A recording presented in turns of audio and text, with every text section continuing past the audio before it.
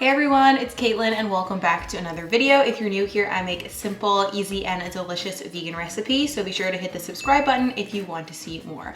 Today we're talking all about tomatoes, or at least how to use them in recipes. Tomatoes are one of my absolute favorite summer, well, I guess they're fruits, not vegetables, and I love to eat them plain, but I also like to use them in a variety of different ways. So today I'm showing you 4 different recipes where you can use your summer tomatoes, whether it's from the garden, the farmer's market, or the store, and highlight their flavors while making an easy and delicious meal. So let's get into it.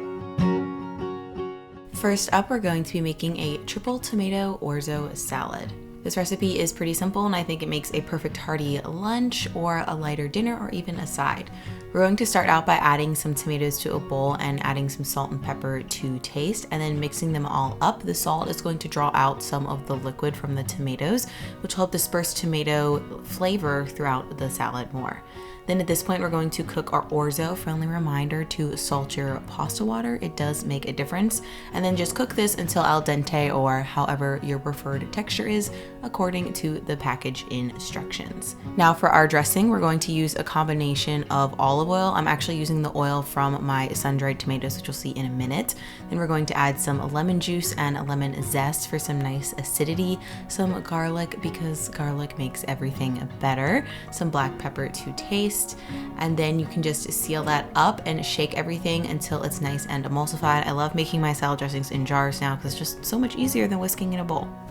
So now we're just going to combine everything, add your orzo directly to the bowl with the tomatoes. Then we're going to add in some chickpeas for some plant-based protein, some chopped sun-dried tomatoes, some capers for a little bit more brine, some cucumbers for crunch, and some freshly chopped basil and arugula for some herbiness. And then you're just going to top everything with the dressing and mix it all up. If you're making this for meal prep or you didn't want to serve it right away, you could combine everything with the exception of the greens, and then just fold the greens in at the end if you wanted them to be nice and fresh and not a little bit more tender or wilty. And just dig in and enjoy. Next up, we're going to be making a roasted tomato soup. I love making soup this way because roasting the tomatoes really brings out a ton of flavor, but it's less hands-on time. You're not watching a pot simmering over the stove. So we're going to add our sliced tomatoes directly to the baking tray, along with some onion, and I like to add a little bit of red bell pepper to help enhance the flavor. Then we're seasoning everything with some salt, black pepper, and Italian seasoning, and then just drizzling generously with olive oil. And then I just like to use my hands to toss everything. And pro tip, I like to make sure all my tomatoes are facing cut side up because that way they burn less and stick to the baking tray less. And then we're also going to roast some garlic because the flavor of roasted garlic is just magical. So I'm just adding a head of garlic to a tinfoil packet with a little bit of olive oil, and then place it directly on the baking tray with all of your other ingredients. And we're going to roast it for about an hour-ish. You can see the blog post, which is linked below, for the full instructions. But then once everything looks like this, you're going to transfer to a blender and then just use your hand to carefully add the roasted garlic in. It should pop out of the head that we roasted. And then we're going to add some vegetable broth and just blend everything until we get a nice, smooth, and creamy soup. You could technically stop here, but if you want it to have an extra creamy flavor, I like to add it to a pot, bring it back to heat, and then stir in some full-fat oat milk, but you could also use cashew cream or coconut milk if you prefer to use that instead. But then that's pretty much it for the soup. It is bursting with flavor. I love serving it on its own, but today I decided to go with a classic tomato soup combo. So here I'm topping it with a little bit of olive oil, basil, and cracked black pepper, and I also made a vegan grilled cheese on the side to serve it with, and it was very delicious. Would highly recommend. Next up, let's make a tomato, cucumber, and basil salad. This is more of a starter or a side dish. I think it's like the perfect fuss-free but looks kind of fancy summer side dish. And the recipe is made with really simple ingredients. So to start out, we're going to smash our cucumbers. I'm using long English cucumbers. These have less like chewy seeds, which I prefer. You could also use Persian cucumbers. And then we're going to smash them. I'm using a rolling pin. You can use the back of a knife or a rock. This is a classic technique in Chinese cucumber salad. And yes, it does change the flavor of the cucumbers. It definitely gives them like a stronger, kind of more earthy flavor, which is why I like to smash them. And I think it just adds a nice, fun textural element.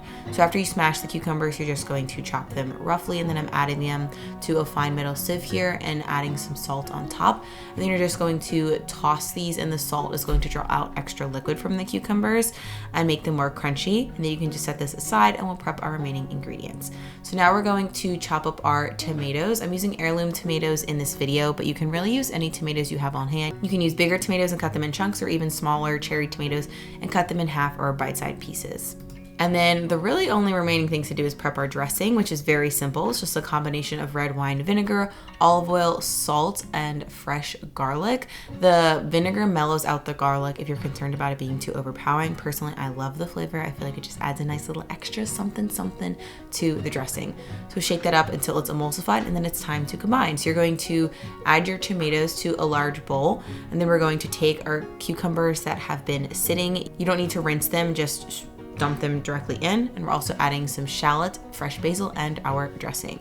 So in reality, this recipe is very simple, but I feel like it's just packed with fresh summer flavor, and the combination of like the crunchy cucumbers, the umami tomatoes, a little bit of spice or like seasoning from the basil and the shallot just really makes this an unforgettable side dish that you're going to want to make multiple times, believe me. And then last but not least, we're going to be making a spicy tomato basil pasta. This pasta is packed with tomato flavor, and it's surprisingly budget friendly and pantry friendly too. So to start out, we're going to cook our pasta. I'm using fettuccine here, but you can really use any noodle or spaghetti shape that your heart desires, gluten-free, irregular. You do you. We're going to cook the pasta and set it aside.